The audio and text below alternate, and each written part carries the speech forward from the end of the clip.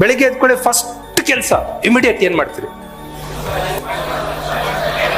ಬಹಳ ಹುಡುಗಿಯರದು ನಾನು ಅಬ್ಸರ್ವ್ ಮಾಡಿದೀನಿ, ಕಣ್ಣು ಬಿಟ್ಟು ಹೇಳ್ತಿದ್ದಂಗೆ ಮೊಬೈಲ್ ತಗೊಂಡೋಗಿ ಚಾರ್ಜ್ಗೆ ಹಾಕ್ತೀರಿ.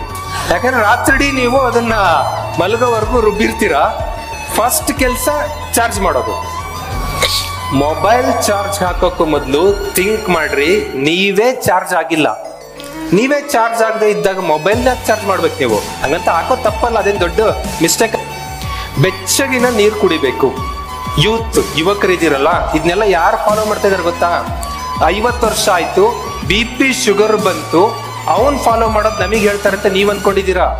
ಮಹಾನ್ ವ್ಯಕ್ತಿಗಳು ಇವರೆಲ್ಲ ಮಾಡೋಗಿದ್ದು. ವಿವೇಕಾನಂದರು ಅಷ್ಟು ಪವರ್ಫುಲ್, ಅಷ್ಟು ದೇಶ ಸುತ್ತಿದ್ರು, ಅಷ್ಟು ಸ್ಟ್ರಾಂಗ್ ಹೆಂಗಿದ್ರು ಅಂದ್ರೆ ಬೆಳಿಗ್ಗೆ ಎದ್ದ ಕೂಡಲೇ ಬಿಸಿ ನೀರಿನ ಸೇವನೆ ಆಗ್ತಾ ಇತ್ತು. 1/4 ಲೀಟ್ರು ಅಂದ್ರೆ ಒಂದು 250 ml 300 ml ಕುಡಿಯೋದ್ರಿಂದ ಏನ್ ಲಾಭ ಅಂತ ಅಂದ್ರೆ, ಲುಕ್ ಹಿಯರ್, ಇಲ್ಲಿ ನಿಮಗೆ ನೋಡಕ್ ಇದಿಷ್ಟಿದೆ, 30-40 ಅಡಿ ಉದ್ದದ ಒಂದು ಪೈಪ್ ಇದೆ. ಇಲ್ಲಿ ಸಣ್ಣ ಕರಳು ಅಂತೀವಿ, ದೊಡ್ಡ ಕರಳು ಬಿಡ್ರಿ ಸ್ವಲ್ಪ ಇರುತ್ತೆ, ಇಷ್ಟಿರುತ್ತಷ್ಟೇ.